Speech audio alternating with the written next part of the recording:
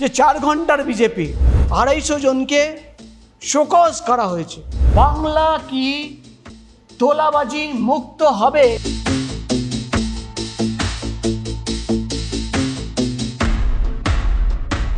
कुर्सी की पेटी बांध लीजिए मौसम बिगड़ने वाला है।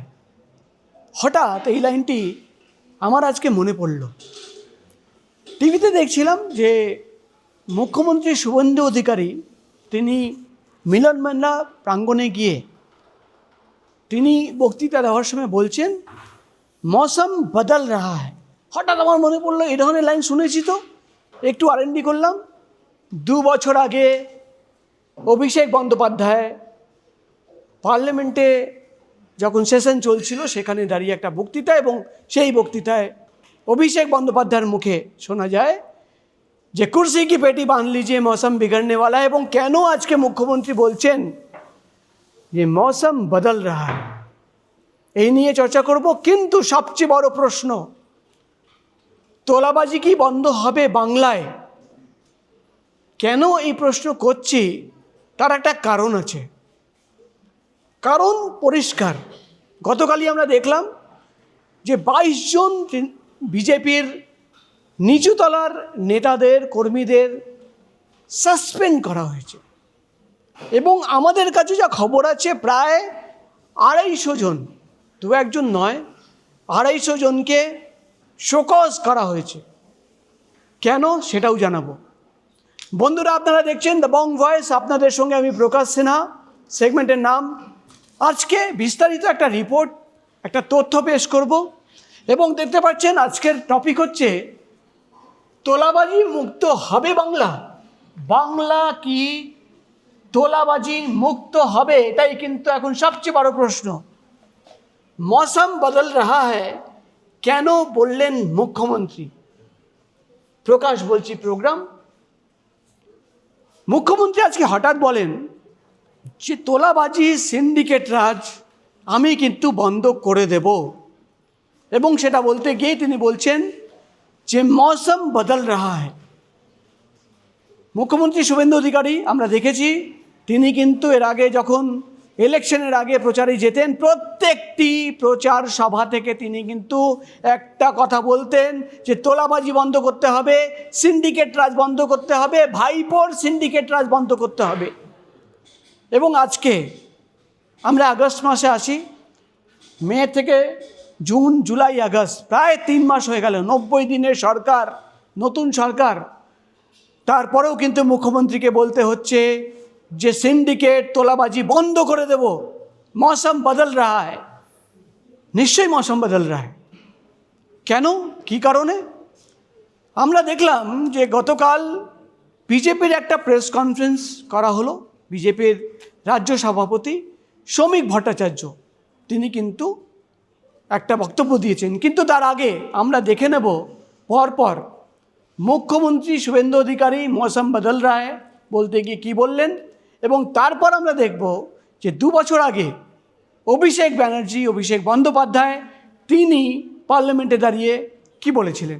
हम लोग आपको एश्योरेंस दे रहा है 3 महीने में आपको थोड़ा मौसम बदल रहा है, इसका तो थोड़ा सिग्नल भी मिल रहा है, कुछ गुंडागर्दी नहीं होगा। यहाँ थोड़ा सब्र रखिए और कुर्सी का पीटी बांध लीजिए, मौसम बिगड़ने वाला है। আপনারা শুনলেন যে শুভেন্দু অধিকারী বলছেন যে মৌসম বদল রাহা হ্যায়, অভিষেক ব্যানার্জি বলেছিলেন যে कुर्सी की पेटी बांध लीजिए मौसम बिगड़ने वाला है। তাহলে কি যে मौसम बिगड़ गया था সেই मौसम क्या बदल रहा है? এটাই বলতে চাইছেন মুখ্যমন্ত্রী শুভেন্দু অধিকারী। আমরা দেখলাম গতকাল বিজেপির তরফে একটা যে তথ্য আমরা পেলাম, সেখানেই যেটা আমরা পেলাম যে 22 জনকে বিজেপির নিচুতলার 22 জন নেতা কর্মীদের সাসপেন্ড করে দেওয়া হয়। অভিযোগ একটাই, তোলাবাজি এবং দলবিরোধী কাজ, বেশিরভাগ কিন্তু তোলাবাজি। এবং এখন পর্যন্ত যেটা আমরা তথ্য পাচ্ছি প্রায় 250 জন নিচুতলার কর্মীদের নেতাদের, বিশেষ করে মণ্ডল স্তরের যে লেভেলের নেতারা তাদের কিন্তু শোকজ করা হয়েছে এবং তাদের কাছ থেকে রিপোর্ট চাওয়া হয়েছে যে কেন দল বিরোধী কাজে তারা যুক্ত রয়েছেন এবং কেন তোলাবাজির অভিযোগ উঠছে। বন্ধুরা, একটা কথা মনে পড়ছে, একটা গল্প তাহলে শোনাই। আজ থেকে প্রায় 1 মাস আগে, 1 মাস বা 1.5 মাস আগে, তখন কিন্তু আমি আমার পুরনো চ্যানেলে কাজ করি। আমার কাছে একটা খবর আসে, একটা ভিডিও আসে। তখনও কিন্তু আমি এই বং ভয়েস চ্যানেল লঞ্চ করিনি। ভিডিওতে দেখা যায় যে মুকুন্দপুর এলাকা, আপনারা জানেন দক্ষিণ পূর্ব কলকাতার মুকুন্দপুর এলাকা, সেখানকার একজন বিজেপি নেত্রী, নিচুতলা নেত্রী, তিনি একজন তৃণমূল কংগ্রেসের কোনো কর্মীর কাছ থেকে টাকা চাইছেন। কেন চাইছেন? তাকে বাড়িতে ফিরিয়ে আনার জন্য। আপনাদের মনে থাকবে যে ইলেকশনের রেজাল্টের ঠিক পর কিন্তু অনেকেই কিন্তু অভিযোগ তুলেছেন তারা এলাকায় ঢুকতে পারছেন না, নিজের বাড়িতে আসতে পারছেন না। তৃণমূল কংগ্রেসের তরফে বিশেষ করে এই অভিযোগ তোলা হতো এবং সেখানেই কিন্তু সেই ভিডিওতে দেখা যাচ্ছিল যে সেই নেত্রী টাকা চাইছে যে বাড়িতে ফিরিয়ে দেব। অনেক করে সেই ভিডিও চাইলাম সেখানকার বিজেপি কর্মীদের কাছ থেকে, তারা কিন্তু ভয়ে সেই ভিডিও আমাকে দেয়নি। কিন্তু আজও মনে আছে, আগামী দিনে সেই ভিডিও পেলে দেখাবো নিশ্চয়ই। তাহলে কি এটা তোলাবাজি না? 4 দিন আগে খবর পেলাম যে উত্তর সোনারপুর এলাকায় একটি আশ্রমে গিয়ে সেখানকার স্থানীয় বিজেপি একজন কর্মী নেতা, সে গিয়ে আশ্রমের ম্যানেজমেন্টকে চমকেছে, ধমকেছে যে টাকা দিতে হবে এবং এই কথা সেখানকার বিধায়কের কানেও গেছে। দেবাশিস ধর, তার সঙ্গে আমরা কথা বলেছিলাম, তিনি বলেছেন যে হ্যাঁ আমার কানেও এসছে। কেন এই ধরনের অভিযোগ উঠবে?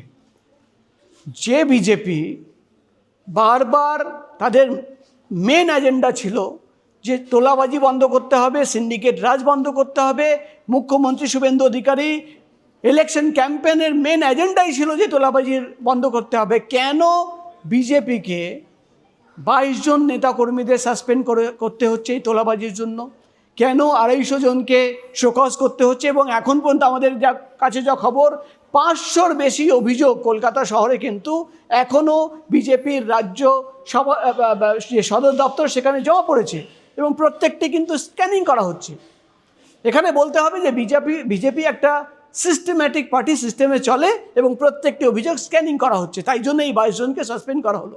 কিন্তু অভিযোগ উঠবে কেন? একাধিক বিজেপি নেতামন্ত্রীদের সঙ্গে আমরা কথা বলেছিলাম, ওয়ার্কারদের সঙ্গে কথা বলেছিলাম।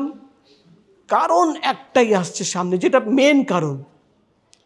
ওই যে শ্রমিক ভট্টাচার্য বলেন না যে 4 ঘন্টায় বিজেপি ভোটের রেজাল্ট বেরোনো আগে পর্যন্ত সবুজ শার্ট পরে যারা ঘুরতো, সেদিন কিন্তু বেলা 12টা বা দুপুর 1টার পরেই কিন্তু তাদের শার্টের কালার গেরুয়া হয়ে যায়।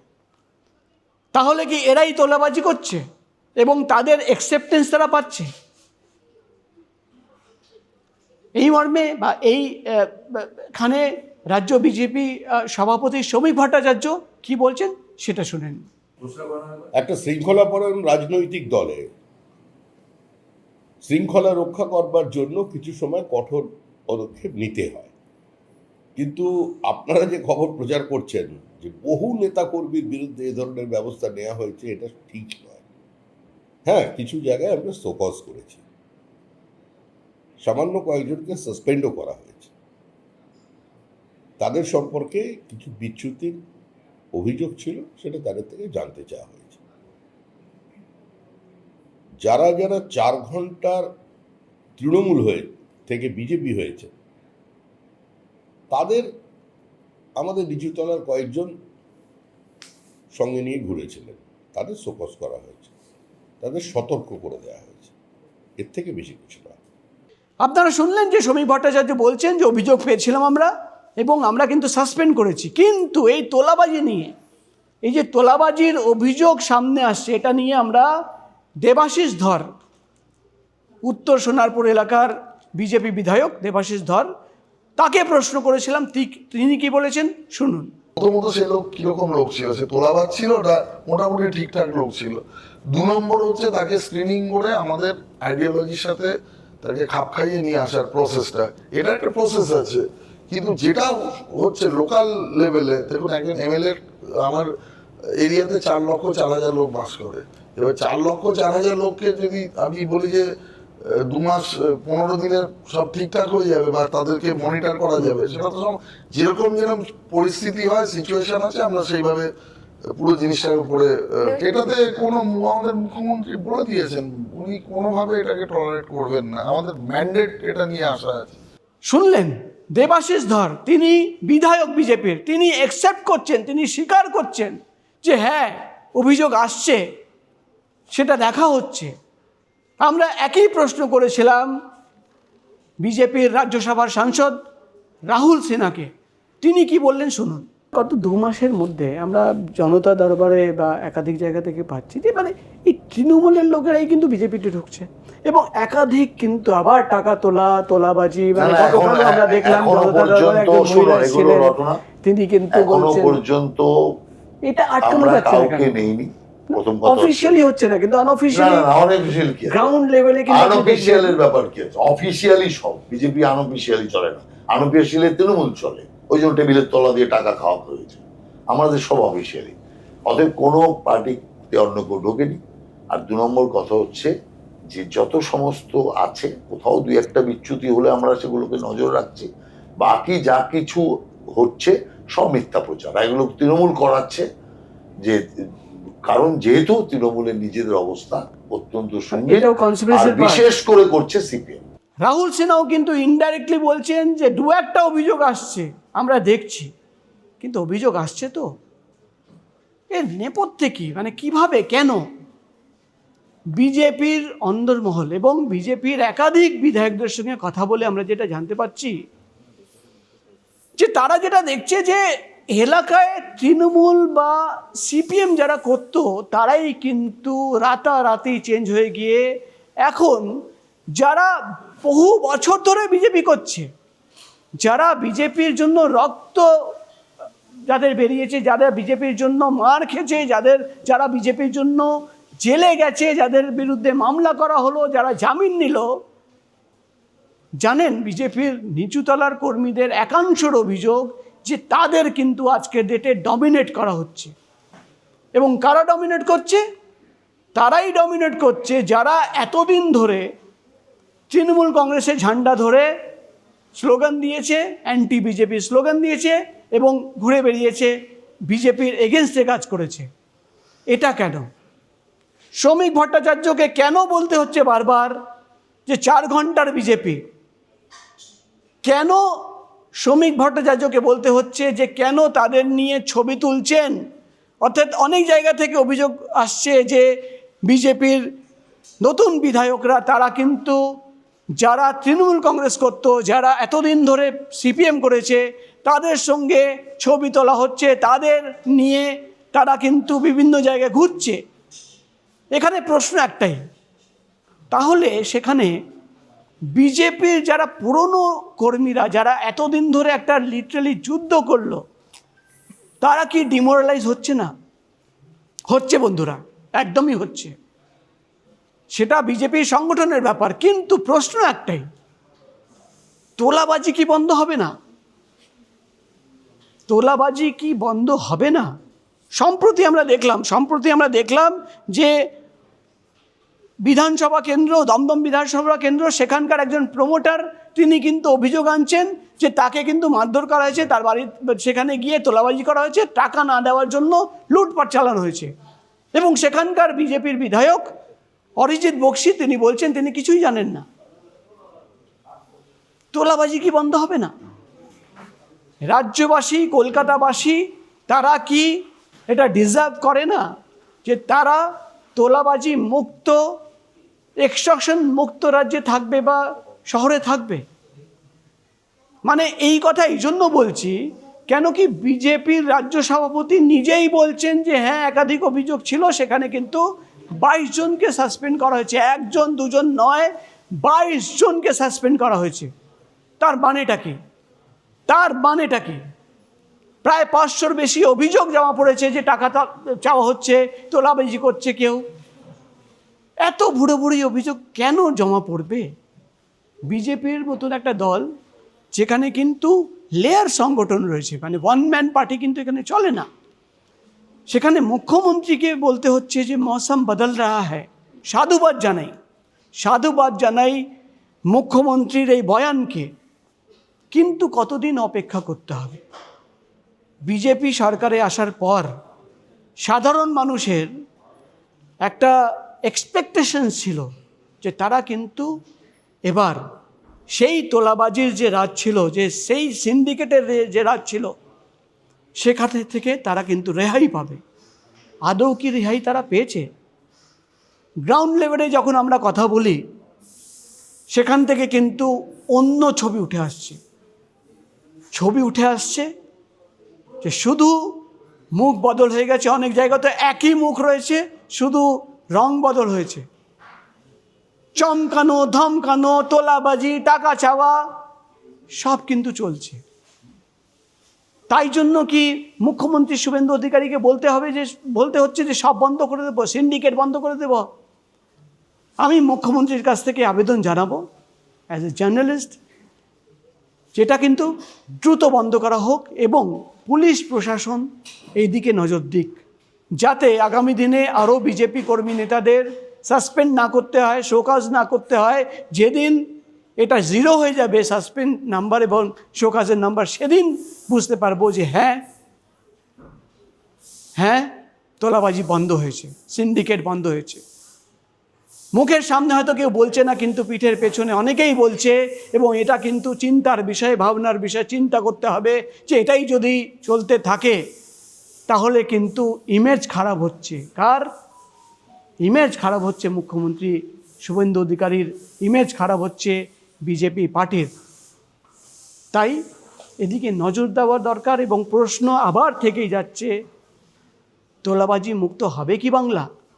এই প্রশ্ন রেখেই কিন্তু আজকের প্রতিবেদন শেষ করছি এবং অপেক্ষায় থাকব যাতে আমরা এই তোলাবাজির খবর খুঁজব এবং খোঁজার পরেও কিন্তু পাবো না। সেদিন কিন্তু আমরা খবর না পাওয়ার জন্য সবচেয়ে বেশি খুশি হব যে তোলাবাজির একটাও খবর পেলাম না, সিন্ডিকেটের একটাও খবর পেলাম না। আমাদের থেকে বেশি খুশি আর কেউ হবে না, কথা দিলাম।